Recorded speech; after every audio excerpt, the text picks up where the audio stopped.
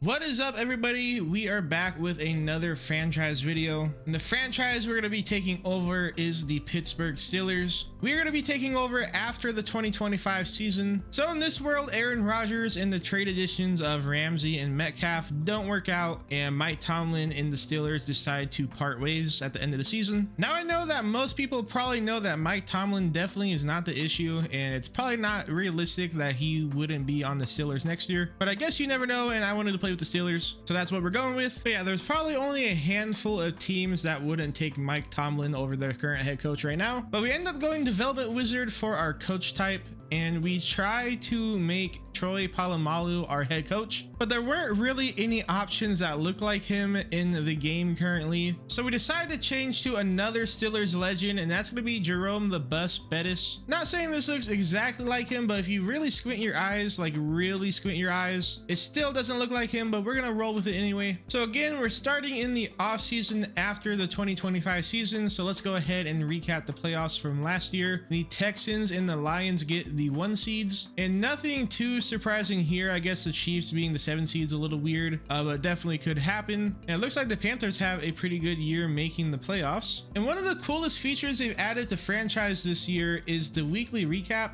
So we'll be able to watch a highlight from a few of the games each week. And we can see here Lamar Jackson and the Ravens finally get over the Mahomes hump in the playoffs. Panthers and Commanders up next, and Jaden Daniels is going to get another playoff win here, it looks like. And I don't think that was actually him throwing the ball there. I'm not sure if he got hurt that game, but I believe that's Noah Brown getting the long touchdown reception, and also a decently weird celebration in the end zone there. But Patriots and Bills are going to be meeting for the 3rd time this season, and it looks like it's going to be Drake May taking down Josh Allen in the Bills. So Josh Allen's playoff woes continue, not to Mahomes this time, but to division rival Drake May. And here's a look at the divisional matchups. The games we missed were the Chargers taking down the Bengals, the Packers taking down the Niners, and the Eagles losing to the Buccaneers. So let's look at the highlights for the divisional round. I will say the recap's a little bugged. I think it's actually showing up like a week early, or whenever you click on the recap, it's actually for the games that are happening that week. So it spoils it a little bit, but for this instance, it's not that big of a deal. And we're gonna see the Packers take down the 1 seed Lions, as Reed makes probably the most unnecessary one-hand catch I've ever seen. But the Lions are gonna be one and done for the 2nd year in a row as the 1 seed. And next up, we have the Patriots and Texans, and it looks like it's going to be the Texans. They won't be going one and done. Joe Mixon has a long touchdown there, and they secure the victory over the Patriots. The last recap is going to be the Ravens and Chargers, and Lamar Jackson's going to get another victory here, moving on to the championship, I believe, for the first time. So he takes down Herbert in the Chargers, and let's go ahead and take a look at the bracket now. And we see the Bucks take down the Commanders, so it won't be them in the championship for the 2nd year in the row. It'll actually be the Bucks versus Packers, and then the Ravens versus the Texans. Moving on to the recap for those 2 games, we're going to be starting with the Packers versus Buccaneers, and we're going to be in Florida, so they were the higher seed, but the Packers are going to take the victory as Josh Jacobs gets a pretty long touchdown there, probably over 80 yards. So they win by a couple of scores and move on to the Super Bowl. Ravens versus Texans, going to be in the Texan Stadium. They were the 1 seed. And Lamar Jackson and the Ravens go on a pretty good run here. For the first time, he's going to be making the Super Bowl. And DeAndre Hopkins somehow turns that into a touchdown. I'm pretty sure that's the same play. I don't think they show multiple plays here, so I don't know exactly how that turns into a touchdown. And now for the Packers and Ravens in the Super Bowl. Will Lamar Jackson or Jordan Love be getting their first Super Bowl victory? It's gonna be a rain game, but it looks like it's gonna be Lamar Jackson and the Ravens getting it done here, as DeAndre Hopkins has another long touchdown in the playoffs here, so he definitely helped get them over that hump. But the Ravens are gonna win 35-26 over the Packers. And I did want to point out, Jordan Love had a really good playoff run. He threw 4 touchdowns against the 49ers. He threw another 4 against the Lions. He threw 2 against the Buccaneers in the championship. He throws another 3 in the Super Bowl, all without having an interception. So that's a really good playoff run. Unfortunate he doesn't win it though. Well, let's go ahead and take a look at the stats from the Super Bowl. So Lamar Jackson, 244 passing yards, 3 touchdowns, and a pick. We saw Jordan Love's. Derrick Henry gets 2 touchdowns and 72 yards, so pretty decent game there. Josh Jacobs, pretty good yards per carry, but no touchdowns. And Christian Watson has a really good game, would have been in contention for the MVP if they had won it. We don't get to see DeAndre Hopkins stats because he does end up retiring. We know he had at least a touchdown. A few sacks from the defense on both sides, and then Nate Hobbs ends up getting the interception on Jackson. Moving on to the recap, Josh Allen gets MVP for the 2nd year in a row. D'Amico Ryans is going to be your coach of the year. And then Brandon Ayuk gets offensive player of the year. I'm about to take a look at his stats. And Aiden Hutchinson gets defensive player of the year, so comes back pretty well from that injury, it looks like. Ashton Genty is going to be your offensive rookie of the year, and Abdul Carter for your defensive rookie of the year. We know, of course, the Ravens won, but they do give the MVP to Lamar Jackson. Could have made a case for Derrick Henry, but I definitely think Jackson deserved it. So a look at where the Steelers ended the season. We're actually going to scroll to the right there and see that Cameron Hayward and Aaron Rodgers end up retiring. But if you want to pause and look at any of those stats, you can. But more of the story is they're not great. But taking a look at who retired in our division, we also get Darius Slay retiring along with our long snapper, Kyle Van Noy, and DeAndre Hopkins for the Ravens. Jadeveon Clowney and Jack Conklin along with Lucas Patrick. But yeah, just about every long snapper in the league besides maybe like 5 to 10 retired. I guess they're all just like old enough to retire, so Madden just forces it. Probably something they need to take a look at. Looking at stats, we don't get to see Rodgers because he retired. Jaylen Warren and Caleb Johnson, not the best rushing duo there. They do combine for just over 1,000 yards and 9 touchdowns. Calvin Austin's going to be the receiving leader with 9 touchdowns and 767 yards. Wilson and Metcalf are behind him. Metcalf didn't get a single touchdown all year, apparently. Firemouth did not have a great year either, so just a really down year for everybody. Anderson gives up 12 sacks, Frazier 10. That's really bad from the center position. So a lot of sacks given up last year. Taking a look on defense, Queen leads our team in tackles for loss as well, and then sacks is going to be TJ Watt. He did miss about at least a third of the year along with Cameron Hayward, but we don't get to see his stats either because he also retired. Derek Harmon had a pretty good rookie year for defensive tackle. Joey Porter and Patrick Queen both get 3 interceptions, and then Joey Porter also had a touchdown on the year. Taking a look at the league, Burrow, Allen, and Daniels lead the league in yards, and then touchdowns would be Stroud, Allen, and Hurts. Justin Fields throws 25 interceptions and just 20 touchdowns.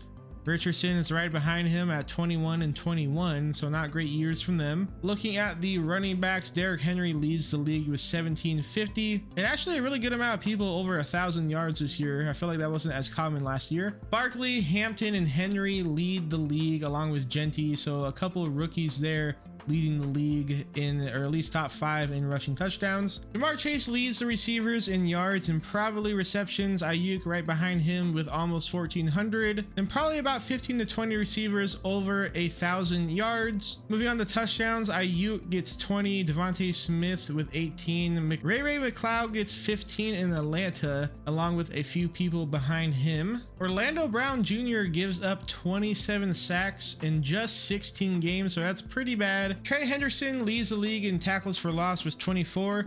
And then Aiden Hutchinson's gonna break the sack record with 28. He actually demolishes it. So that's gonna be a new record there. So definitely coming off of that injury as strong as you could be, pretty much. Jalen Carter right behind him, and then we got a few people below him getting close to 20. Dean and Lenore are going to lead the league with 6 interceptions, a handful of people with 5 and 4 below them, and Patrick Surtain gets 2 touchdowns along with a lot of people with 1. One thing to point out is Chris Boswell has one of the worst kicking percentages in the league. Brandon McManus just a little bit worse, and went ahead and loaded the backup and got the stats for Aaron Rodgers. So he goes 3,000 yards, 18 touchdowns, and 16 interceptions. Cameron Hayward gets 8 sacks and 13 tackles for loss, and Darius Slade does get an interception on the year. Moving on, we're gonna hire Kevin Stefanski as our offensive coordinator, and for defense we're gonna hire Jack Parker. So trying to get a decent staff around Jerome Bettis here. And as far as free agents for us, we're not planning on re-signing anyone. I did go ahead and offer a low contract for Jalen Warren. He does not accept. We may look at a couple of them and try to bring them back later, but for now we're gonna let him hit free agency. And before we can't look at it anymore, let's take a look at the records. Texans and Lions both get the 1 seeds, and on top there, all the playoff teams below them. And then looks like the Panthers make it at 8 and 9, and then the Broncos and Titans actually went 9 and 8 and didn't make it, so that sucks. But scrolling all the way to the bottom here, it looks like there's actually a 3-way tie at the bottom with 3-win teams.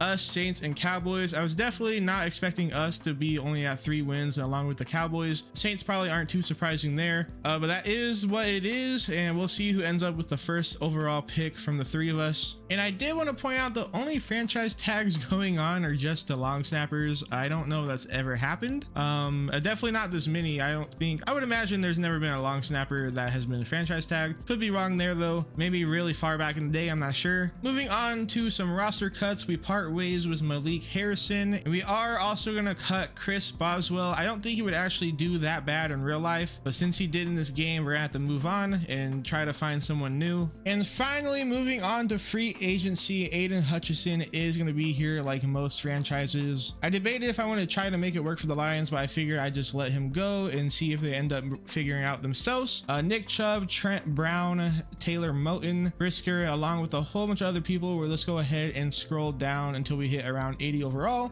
So not the best class as it normally is the first year in these franchises, but definitely a few players we're going to want to target. But real quick, let's go ahead and take a look at how the roster is looking as is right now. On offense, we're definitely want to try to get another QB in the room here, maybe one here and hopefully another one in the draft. Definitely want some O-line help outside of center and maybe right tackle. We might want to overhaul that whole O-line. Tight end, I think we're definitely good on, and then want to at least get one more wide receiver as well for the offense. Defense, with Cameron Hayward retiring, I think we're still in a pretty good spot there with Benton and Harmon. Definitely gonna want to look to either get some secondary or linebacker help, but I'm definitely not as worried about the defense as I am offense. But I've gone ahead and took a look at free agents again, and this is who we're gonna be offering. We have Trent Brown. I believe we're gonna try to pay him around 20 million a year. Taylor Moton right underneath him again, we're going to be trying to pay him another 20 million. Ideally we don't get both of them, but if we do, we have enough cap to do so. Christian Watson is definitely someone I want. Performed really well in the playoffs. I know he's injury prone, but another wide receiver to go along with DK Metcalf will be good.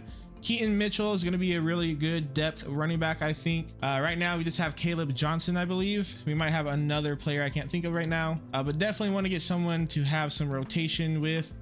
Jake Bates is going to be the kicker we target. Gonna look to bring Calvin Austin back to have another wide receiver in the room, and also really good for special teams if you don't pick someone up for that. And then Mac Jones will bring in to compete with Will Howard for the QB job. With that being said, I'm pretty comfortable going with Will Howard for a year to see if he develops at all. And Evan Deckers, I don't want to get stuck without a long snapper, so we end up offering him. And I put an offer in real quick on Hutchinson just to see who's interested. And honestly, not a whole lot of strong offers, so we definitely could be in the mix here. Just I think we're pretty set on our edge rushers and don't really need to target him. Otherwise, I definitely would, but just not really the team that needs him, to be honest. If we did sign him, we would likely move on from Highsmith or Watt this season. And here's who we're able to sign. Moton and Brown both sign with us. Keaton Mitchell, Jake Bates, Calvin Austin comes back, and Mac Jones decides to come here as well. And we also get the long snapper. We missed out on Christian Watson, so that's a bummer. We'll see who we ended up going to in a moment. And looking at the top free agents, Hutchinson goes to the Saints for over 40 million a year, maybe 130 over 3 years. Nick Chubb goes to the Cardinals. We get Brown and Moton. Brisker goes to the Eagles. George Pickens to the Chargers. Bitonio to the Niners, and Jones to the Raiders. Going down a little bit, Harris to the Broncos, Jones to the Cardinals, Awuzie to the Panthers. Blankenship goes to the Titans, and then Christian Watson ends up picking the Raiders over us. Scrolling down a little bit, Jalen Warren decides to go to the Jets, and then we're gonna look for our other player we let go, and Cole Holcomb also decides to join the Raiders with Watson. So they kind of take a couple players from us. We weren't trying to re-sign him though, I guess. Taking a look at what our division is doing, Stidham, Bass, Justin Strand go to the Bengals. I believe the Ted Karras is a re-signed. Phillips and Myers, Michael Carter, Austin something Schlotman, I guess, Max Sharping, Gus Edwards, Hoffman, and Tim Boyle all go to the Bengals. The Browns re-sign Ethan Posick, and then along with a whole bunch of other people, Will Greer ends up going there. And we obviously know that Kevin Stefanski is no longer there, but that's the head coaches they signed. And it looks like the Ravens did not do any signing in free agency. They're content to run it back with what they have. And now that we're done with free agency, I just wanted to run through and show you the draft board. I did mess it up quite a bit. We didn't get a lot of people unlocked, just because I kind of forgot how everything worked. So we're not going to have a whole lot of information. We do have 2 top 5 safety lows for their talent, so I'll definitely be trying to target at least one of them. But we got a pretty good mix of just about every position on our board here, and looking at who we've unlocked, it's only going to be about 10 to 15 players, I believe. It looks like this year you have to get 100% to unlock their talent. I'm pretty sure it was either 80 or 90 last year. Even if it was 90, it would have only got us about 3 or 4 more players.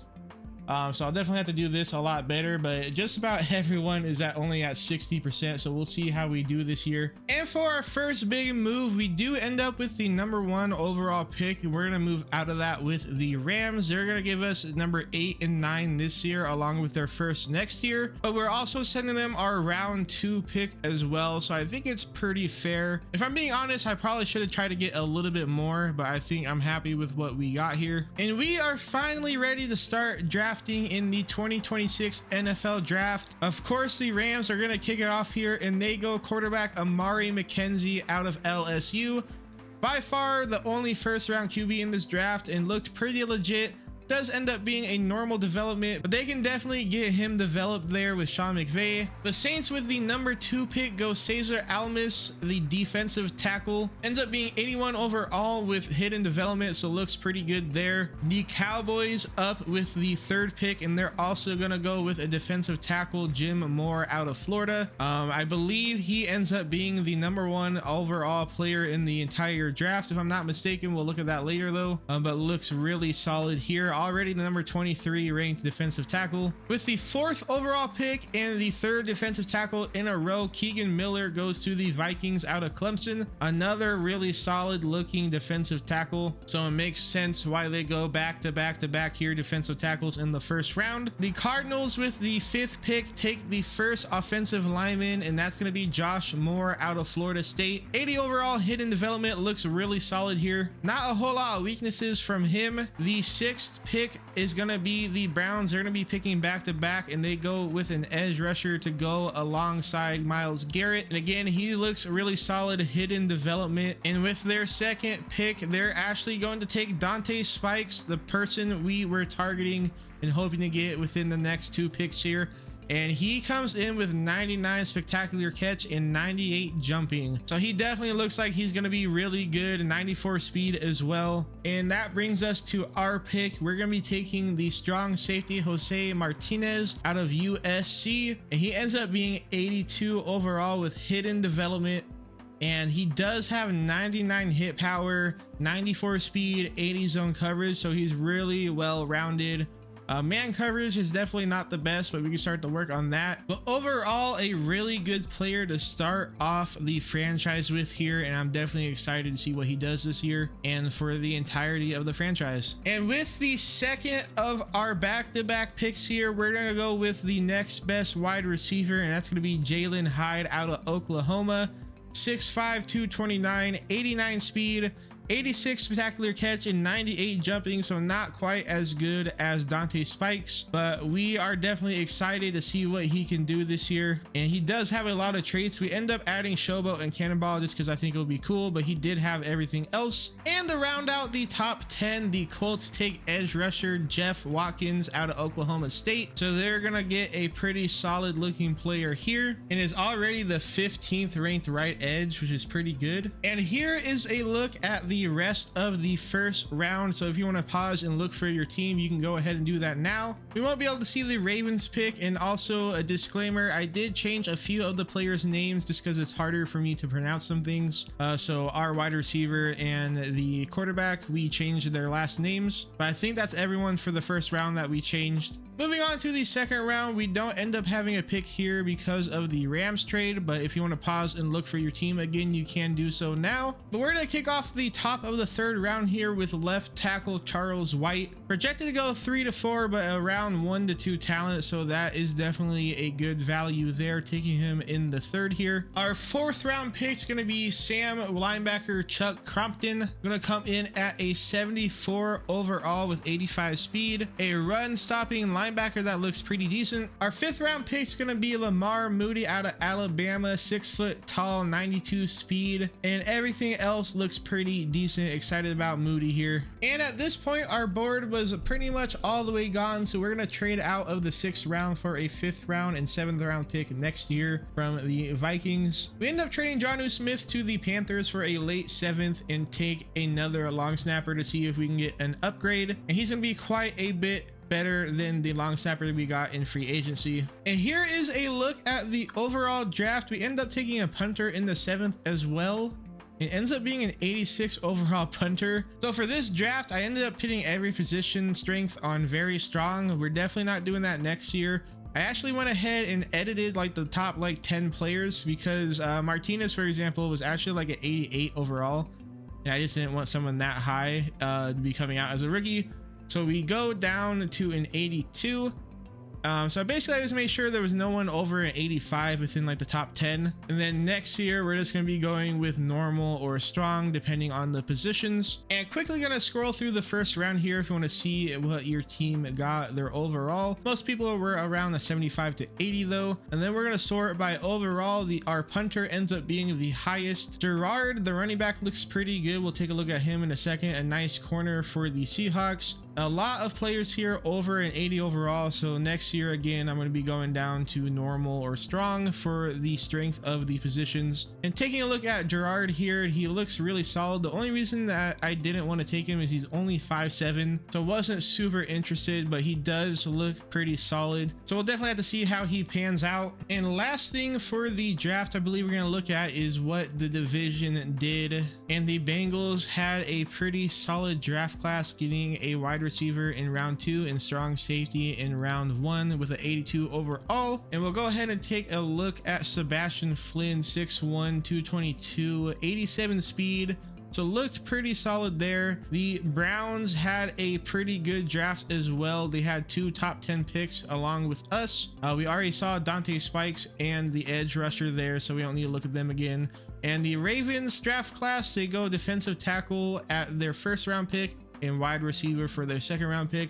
Both look like solid players, along with a few solid late round picks as well. We'll go ahead and take a look at their wide receiver, 6'2" and 89 speed. Jalen Hyde looks a little bit better to me, but we'll see who ends up being the better player throughout the series. But let's go ahead and take a look at our roster to start our first year in the Steelers franchise here. We have White slotted into right guard because we have Moton and Brown on the left side there. Jalen Hyde is going to be our wide receiver 2, hopefully. And then we are going to start Caleb Johnson. I haven't done it yet, along with Will Howard. Looking on the defensive side of the ball, we're going to have to get some people sorted out here. But Crompton's going to be our Sam linebacker. Patrick Queen actually went up to a superstar X Factor, and Joey Porter went up up to a superstar. And we went ahead and did training camp. We have quite a few upgrades to do. But as far as who we went for training camp, we did Will Howard for the QB, Caleb Johnson for the running back, Jalen High for the wide receiver, Charles White for the lineman, Chuck Crompton for the linebacker,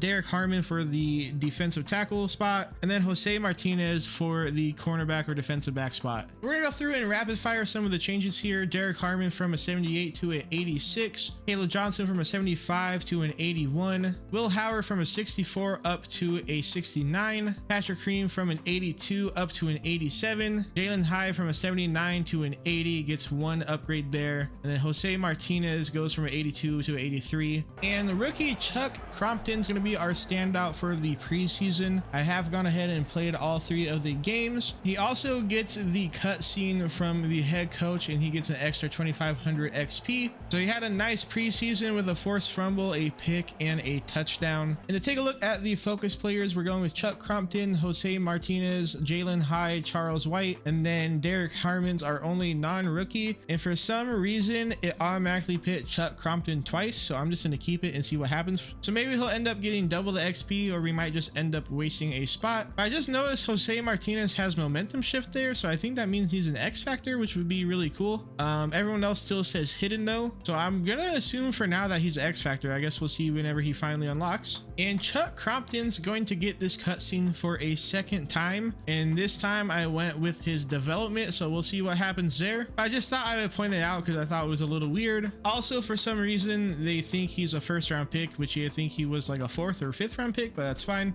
But we're gonna start to wrap things up here. I did want to show the scouting that we chose for this next year's draft class. So we went QB and tight end for national, then you can take a look at all the other ones. And then we want to take a look at the schedule. We start off with the Browns, Jaguars, Bengals, Titans, and Buccaneers. We go into our bye week. Then we do Cowboys at the Colts versus the Raiders, Falcons, Bengals, Ravens, Texans, Saints, Jets, Ravens again, Panthers, and we end on the Browns. So we're going to be starting with the Browns and ending with the Browns. So definitely a very interesting schedule there. I think they finally fixed it to where you always end in the division game like real life. At least I hope they did. Hopefully it's not just a coincidence there. And then to end the video, we'll go ahead and take a look at the last updated roster. As you can see here, Jalen Hyde is going to be a star player. We ended up picking a superstar wide receiver from free agency along with a fullback. And then defensive side of the ball, I don't think we've unlocked anyone yet, but this is what we're going to be rocking with. I do have to fix the safety position there. Elliott's going to be our free safety. But if you guys are excited for the franchise just like I am, like, comment, and subscribe to follow along, and hopefully we'll have the first few games out in the next couple of days.